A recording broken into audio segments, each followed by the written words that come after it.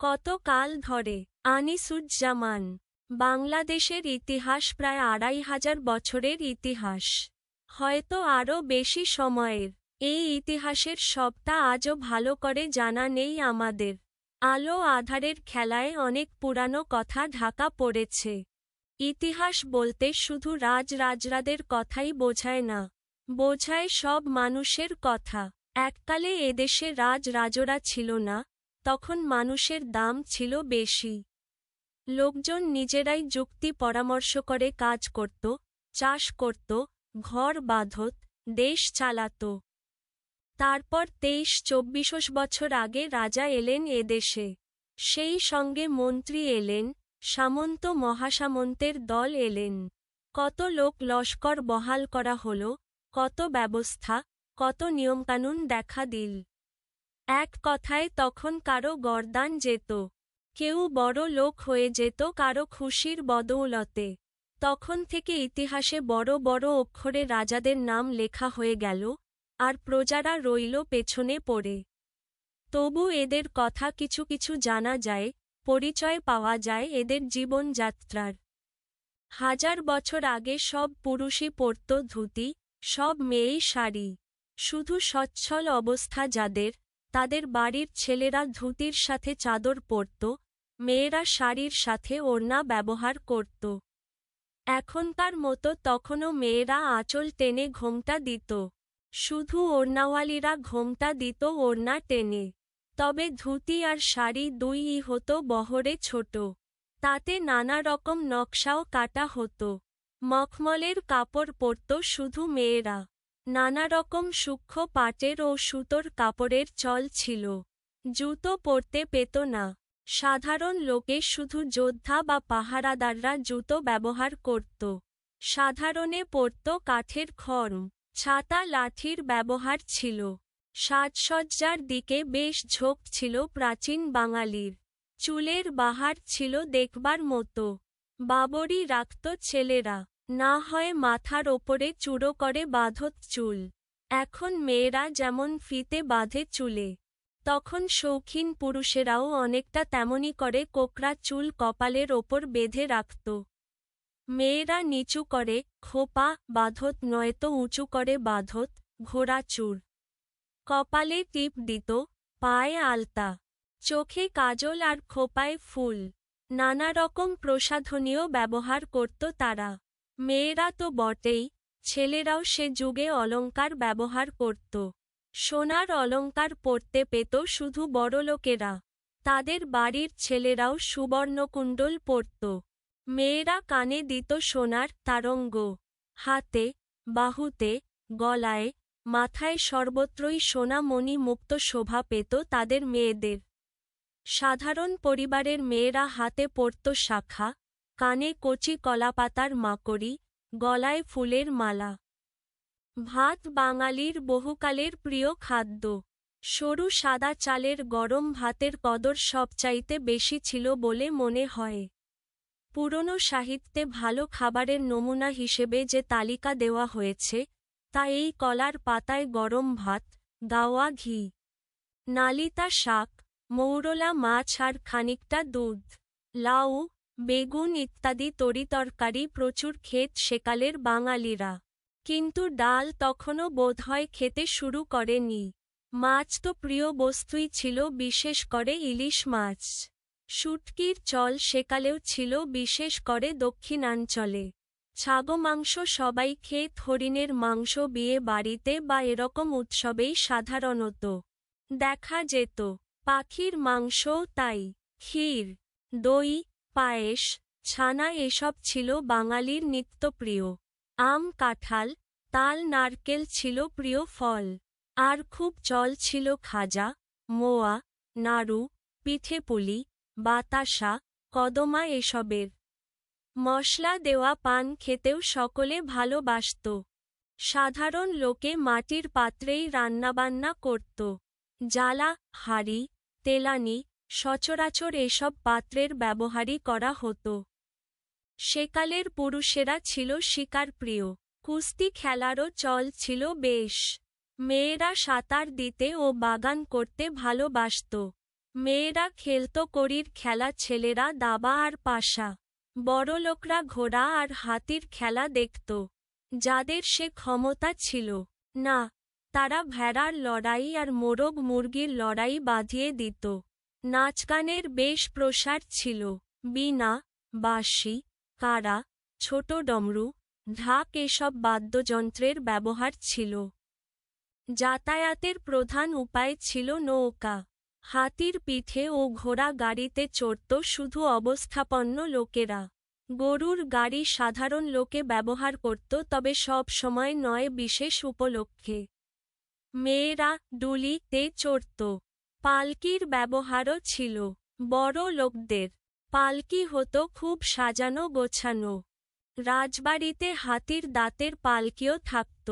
বেশিরভাগ লোকই থাকত কাঠখড় মাটি বাঁশের বাড়িতে। বড় লোকেরাই শুধু ইট কাঠের বাড়ি করত। ওপরের বর্ণনা দিতে গিয়ে বারবার বলতে হয়েছে সকলে একরকম ছিল না। কেননা সেই পুরনো কাল আর নেই, যখন সবাই মিলে মিশে কাজ করত। রাজা এসে গেছেন সমাজে, তাই কেউ প্রভু, কেউ ভৃত্য, কেউ প্রভুর প্রভু, কেউ দাসের দাস। দুজন প্রাচীন সংস্কৃত কবির রচনায় তাই এমন দুটি ছবি পাওয়া যায়, সে দুটো ছবি যে একই দেশের, সে কথা মনে হয় না।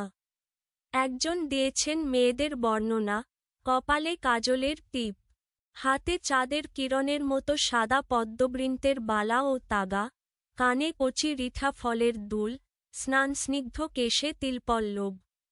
আরেকজন এঁকেছেন সংসারের ছবি, নিরানন্দে তার দেহ শীর্ণ, পরনে ছেঁড়া কাপড়, ক্ষুধায় চোখ আর পেট বসে গেছে শিশুদের, যেন এক মন চালে তার 100 দিন চলে যায়।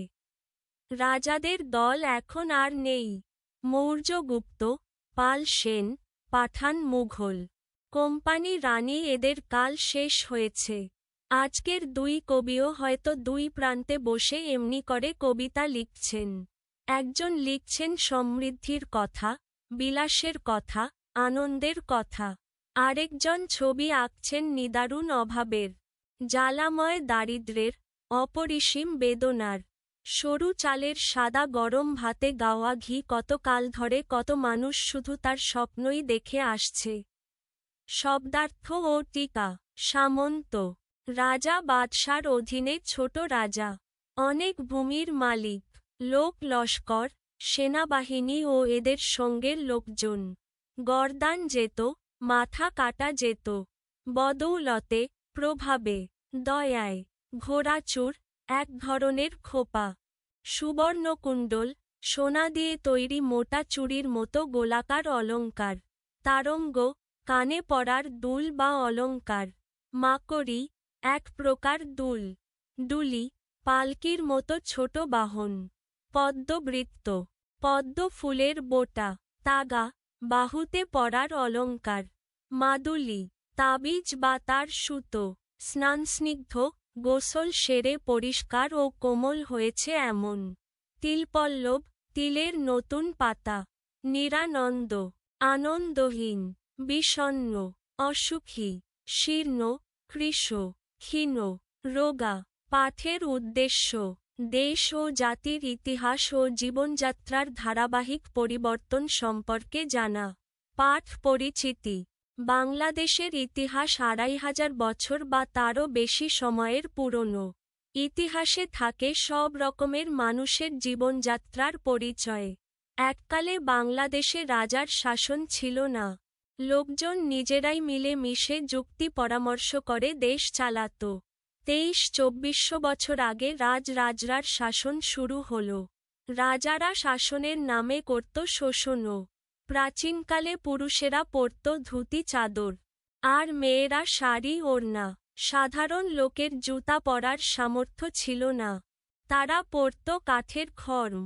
পুরনো দিনেও এদেশের মানুষের সাজগোজের দিকে নজর ছিল। সোনার অলঙ্কার পরার সুযোগ পেত শুধু ধনীরা। মাছ, ভাত, তরিতরকারি, দুধ, ঘি ইত্যাদি ছিল সেকালের বাঙালির প্রিয় খাদ্য। ইলিশ মাছ ছিল বেশি প্রিয়। কুস্তি ছিল সেকালের পুরুষদের অত্যন্ত প্রিয় খেলা। নারীদের ছিল সাঁতার। ধনীরা দেখত ঘোড়া ও হাতির খেলা, গরিবরা মজা পেত ভেড়ার লড়াই, মোরগ মুরগির লড়াই দেখে। জলপথই ছিল যাতায়াতের প্রধান পথ। তবে স্থলপথও ছিল। বেশিরভাগ লোকই থাকত কাঁচা বাড়িতে। লেখক কবিদের কেউ কেউ লিখতেন আনন্দ ও সমৃদ্ধির কথা, কারো কারো লেখায় থাকত বেদনা ও দারিদ্র্যের ছবি। সেকালে রাজরাজরা ছিল, এখন নেই, কিন্তু ধনী দরিদ্র এখনও আছে। সেকালেও সাধারণ মানুষ স্বপ্ন দেখত সরু চালের সাদা গরম ভাতের। একালেও তারা তাই দেখছে। লেখক পরিচিতি। মননশীল প্রাবন্ধিক ও গবেষক আনিসুজ্জামানের জন্ম ১৯৩৭ খ্রিস্টাব্দে, কলকাতায়। তিনি ঢাকা বিশ্ববিদ্যালয়ের এমিরিটাস অধ্যাপক ছিলেন। বাংলা ভাষা ও সাহিত্য বিষয়ে তার বেশ কিছু গবেষণাগ্রন্থ রয়েছে। উল্লেখযোগ্য গ্রন্থগুলো হল মুসলিম মানস ও বাংলা সাহিত্য, মুসলিম বাংলার সাময়িকপত্র, মুনির চৌধুরী, স্বরূপের সন্ধানে, পুরনো বাংলা গদ্য। এছাড়া তিনি বাংলা একাডেমি থেকে প্রকাশিত বাংলা সাহিত্যের ইতিহাস গ্রন্থের প্রধান সম্পাদক। সাহিত্য সাধনা ও গবেষণার স্বীকৃতি হিসেবে তিনি বিভিন্ন পুরস্কার ও পদকে ভূষিত হন। এগুলো হচ্ছে দাউদ পুরস্কার, বাংলা একাডেমি পুরস্কার, ২১শে পদক, পদ্মভূষণ, ভারত, ইত্যাদি।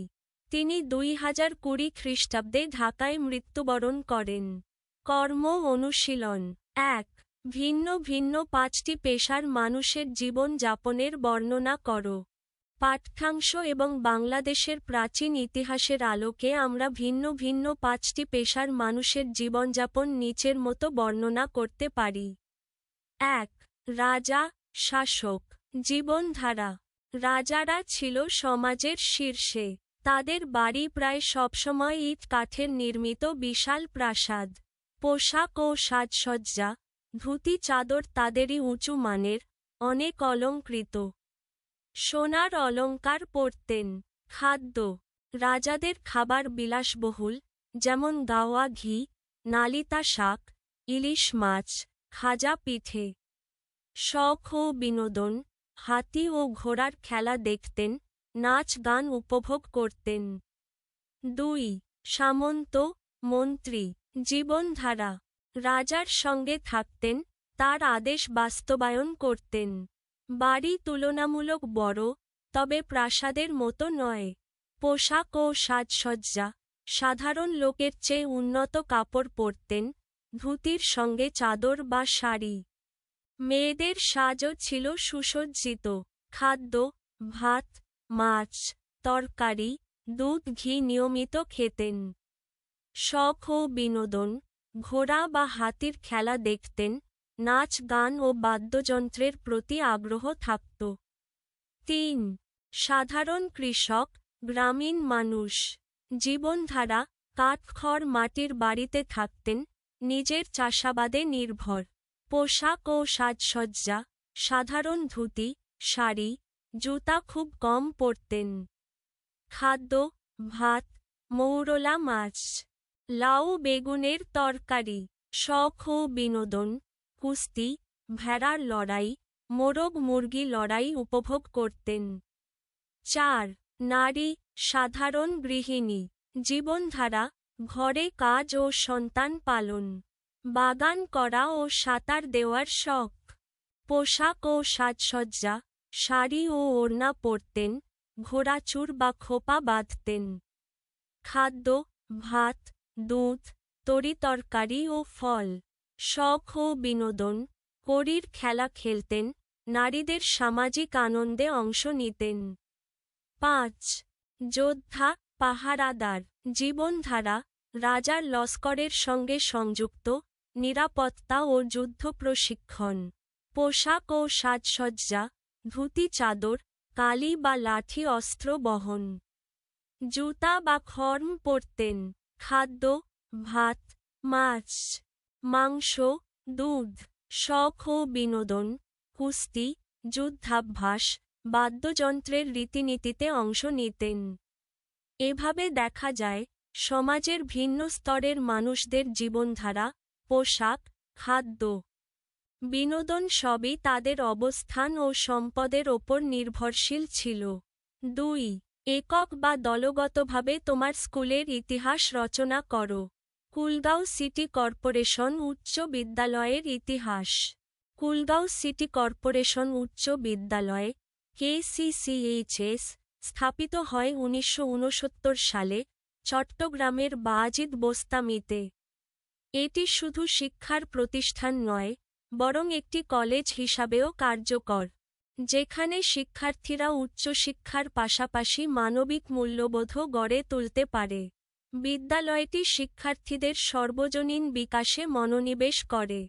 এখানে শুধু পাঠ্যবই ভিত্তিক শিক্ষা নয়, বরং নৃত্য, সঙ্গীত, খেলাধুলা এবং সামাজিক কার্যক্রমেও গুরুত্ব দেওয়া হয়। বিশেষ করে বিদ্যালয়ের সক্রিয় স্কাউট গ্রুপ শিক্ষার্থীদের নেতৃত্ব, সহযোগিতা ও মানবিক দায়িত্ব শেখায়। KCCHS তার শিক্ষার মান, শৃঙ্খলা এবং আধুনিক প্রযুক্তি ব্যবহার করার ক্ষেত্রে চমৎকার পরিচিত। বিদ্যালয়ের তথ্য, ভর্তি প্রক্রিয়া এবং ফলাফল সহ নানা কার্যক্রম কুলগাঁও সিটি কর্পোরেশন কলেজের ওয়েবসাইট, KCCC.edu, BD, এবং প্রতিষ্ঠানের নিজস্ব ফেসবুক পেজে পাওয়া যায়। অতীত থেকে বর্তমান পর্যন্ত, KCCHS শিক্ষার্থীদের মধ্যে জ্ঞান, চরিত্র এবং সৃজনশীলতা বিকাশে গুরুত্বপূর্ণ ভূমিকা রেখেছে। এটি শুধুমাত্র একটি বিদ্যালয় নয়, বরং চট্টগ্রামের শিক্ষার এক উজ্জ্বল নক্ষত্র, যেখানে দেশপ্রেম, সংস্কৃতি ও মানবিক মূল্যবোধের সঠিক শিক্ষা দেওয়া হয়। ৩. দাদা-দাদি, পিতা-মাতা, চাচা, ফুপু ও ভাই বোনের সহায়তায় তোমার পরিবারের ইতিহাস রচনা করো। আমার পরিবারের ইতিহাস। আমার নাম শেখ তাইরাত মম, জন্ম 2014 সালের দিকে। আমার বাবা শেখ মাজহারুল ইসলাম, প্রকাশ টিটু, 1982 থেকে বর্তমানে আমাদের পরিবারের গর্ব ও সংহতির প্রতীক। আমার দাদা শেখ মোবারক আলী, প্রকাশ ইউনুচ, 1952 সালে জন্মগ্রহণ করে 2016 সালের 3রা এপ্রিল মৃত্যুবরণ করেন। তার বাবা শেখ মনির উদ্দিন, প্রকাশ মঞ্জিল সাধু, 1891 সালে জন্মগ্রহণ করেন এবং 1969 সালের 17ই রমজান মারা যান। এর আগে আমার পৈতৃক পরিবারের ইতিহাস প্রায় 6-7 প্রজন্ম ধরে রচিত। আমার পূর্বপুরুষরা ছিলেন পলু শেখ, গুর মাহমুদ শেখ, যিনি সিপাহী যুদ্ধে অংশগ্রহণ করেছিলেন, আলী শেখ, সাধু শেখ, এবং আদু শেখ। আমাদের পরিবার সূত্র অনুযায়ী, সবচেয়ে প্রাচীন পূর্বপুরুষ ফানাই শেখ, যিনি 1540 সালে হুমায়ুনের সাথে কৌঞ্জের যুদ্ধে অংশগ্রহণ করেছিলেন। হুমায়ুন পরাজিত হয়ে দেশান্তরিত হলে জনাব ফানাই শেখ দরবেশ বাঙ্গালীর নেতৃত্বে পাল অঞ্চল, নেত্রকোনার মদন থানার নওধর গ্রামে আশ্রয় গ্রহণ করেন। সেখানে তিনি এবং তার অনুসারীরা আনুমানিক 12-15টি পরিবার নিয়ে নতুন জীবন শুরু করেন। আমাদের পরিবার প্রজন্মের পর প্রজন্ম ধরে শ্রম, সততা ও ঐতিহ্য রক্ষায় কাজ করে এসেছে। দাদা-দাদি, পিতা-মাতা, চাচা, ফুপু এবং ভাই বোনেরা সবসময় একে অপরের সহযোগিতায় পরিবারের ঐতিহ্য ধরে রেখেছেন। এই ইতিহাস আমাদের গর্ব এবং আমাদের পরিচয়ের গুরুত্বপূর্ণ অংশ। নমুনা প্রশ্ন, বহুনির্বাচনী প্রশ্ন। ১. প্রাচীনকালে বাঙালির প্রিয় মাছ কী ছিল? উত্তর ঘ ইলিশ। ২. এককালে বেশিরভাগ লোকজনের কাঁচা বাড়িতে বসবাসের কারণ ছিল। উত্তর ক অর্থের অভাব। উদ্দীপকটি পড়ে ৩ ও ৪ নম্বর প্রশ্নের উত্তর দাও। নাতি নীলকে যতই দেখেন ততই অবাক হন তার দাদু। বিশ্ববিদ্যালয় পড়ুয়া নীলের মাথায় লম্বা ঝাঁকড়া চুল কখনো ঝুঁটি বাঁধে, কখনো বা কপালের উপর বেঁধে রাখে ঝাঁকড়া চুল। নাতিকে দেখে তিনি মনের অজান্তেই তার সময়ের যুবক বয়সে ফিরে যান। ৩. উদ্দীপকের নীলের মাধ্যমে প্রাচীন বাঙালির যে দিকটি ফুটে উঠেছে। উত্তর খ. ফ্যাশন প্রিয়তা। নীলের লম্বা ঝাঁকড়া চুল এবং বিভিন্নভাবে চুল বাঁধার অভ্যাস দেখানো হয়েছে। এটি মূলত ফ্যাশন বা সাজগোজের প্রতি আগ্রহ ফুটিয়ে তোলে। ৪. উক্ত দিক অনুযায়ী বাঙালি পুরুষেরা আই. মাথার উপর চূড়ো করে চুল বাঁধত। ই. কানে কলাপাতার মাকড়ি পরত। ই. হাতে সুবর্ণকুন্তল পরত। কোনটি ঠিক? উত্তর ঘ. আই, ই ও ই। প্রাচীন বাঙালি পুরুষদের সাজগোজের মধ্যে মাথার উপর চূড়ো করে চুল বাঁধা, কানে কলাপাতার মাকড়ি পরা, হাতে সুবর্ণকুণ্ডল সবই ছিল। সৃজনশীল প্রশ্ন। ১. শহরের মেয়ে দীপা তার নানাকে নিয়ে নানাবাড়ির গ্রাম দেখতে বের হয়। তার নানা প্রথমে তাকে একটা অবস্থাপন্ন পরিবারে নিয়ে যান। এই পরিবারে তার বয়সী মেয়েরা সালোয়ার কামিজ পরে, ঠোঁটে লিপস্টিক দেয়, হাতে চুড়ি ও কানে স্বর্ণের দুল পরে। গৃহিণীরা তাঁতের শাড়ি পরে এবং শাড়ির আঁচল টেনে ঘোমটা দেয়। তাদের হাতে ও গলায় স্বর্ণালঙ্কার দেখা যায়। এই বাড়ি পেরিয়ে দীপা এক দিনমজুরের খড়ের তৈরি ঝুপড়ি ঘরে ঢুকে পড়ে। দিনমজুরের স্ত্রীর পরনে মলিন শাড়ি, সন্তানদের পরনে ছেঁড়া হাফ প্যান্ট এবং শরীরের রুগ্ন দশা দেখে দীপার খুব মনোকষ্ট হয়।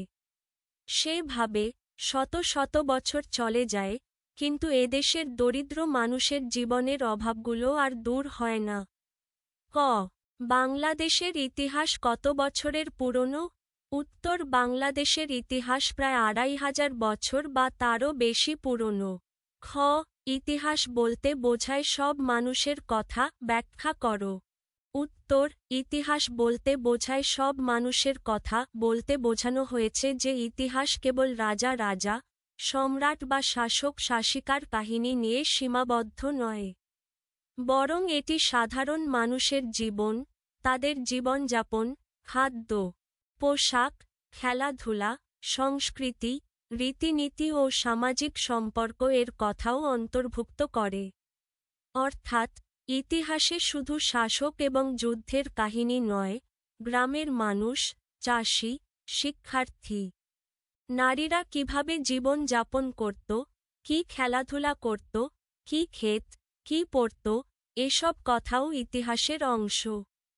সংক্ষেপে বলা যায়, ইতিহাস হল সব মানুষের অভিজ্ঞতা ও জীবনচিত্রের সংকলন, যা সমাজ এবং দেশের সংস্কৃতি, রীতিনীতি ও বিকাশের ধারাকে বোঝায়। গ. দীপার দেখা গ্রামের লোকজনের পোশাক পরিচ্ছদের সাথে হাজার বছর আগের পূর্বপুরুষদের পোশাকের যে মিল পাওয়া যায় তা বর্ণনা করো। উত্তর. উদ্দীপক অনুযায়ী দীপার দেখা গ্রামের লোকজনের পোশাক পরিচ্ছদের সাথে হাজার বছর আগের পূর্বপুরুষদের পোশাকের মিল নিম্নরূপ। পুরুষদের পোশাক। প্রাচীনকালে সাধারণ পুরুষরা ধুতি পরতেন। দীপা গ্রামের দারিদ্র্য সীমার মানুষের ছেলে বা পুরুষদের দেখতে পেল ছেঁড়া হাফ প্যান্ট বা সরল ধুতি, এটি পূর্বপুরুষদের সাধারণ ধুতির সঙ্গে মিল। মহিলাদের পোশাক। প্রাচীনকালে মহিলারা শাড়ি ও ওড়না পরতেন এবং শাড়ির আঁচল দিয়ে ঘোমটা দিতেন।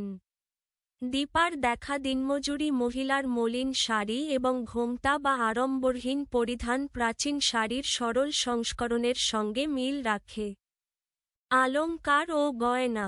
প্রাচীনকালে ধনী মহিলারা সোনার অলঙ্কার পরতেন, সাধারণরা সীমিত অলঙ্কার ব্যবহার করতেন। দীপা গ্রামের দরিদ্রদের হাতে ও গলায় কোনো অলঙ্কার নেই, যা প্রাচীন সাধারণ মানুষের অবস্থার সঙ্গে সাদৃশ্যপূর্ণ। সংক্ষেপে, ধুতি ও শাড়ির ব্যবহার, শাড়ির আঁচল দিয়ে ঘোমটা দেওয়ার রীতি, সাধারণ মানুষের সীমিত বা অনুপস্থিত অলঙ্কার, এসবই দীপার দেখা বর্তমান দরিদ্র মানুষের পোশাক পরিচ্ছদের সাথে হাজার বছর আগের পূর্বপুরুষদের পোশাকের মিল। ঘ. শত শত বছর চলে যায়, কিন্তু এদেশের মানুষের জীবনের অভাবগুলো আর দূর হয় না। উদ্দীপক এবং কত কাল ধরে, প্রবন্ধের আলোকে ব্যাখ্যা করো। উত্তর. উদ্দীপক এবং কত কাল ধরে প্রবন্ধের আলোকে এই বাক্যটির ব্যাখ্যা হল, লেখক দেখিয়েছেন, বাংলাদেশের মানুষের জীবনযাত্রা বহু যুগ ধরে পরিবর্তিত হয়েছে। রাজা, সামন্ত, সম্রাটদের শাসনের যুগে সাধারণ মানুষের জীবন ছিল সীমিত এবং শ্রমনিষ্ঠ।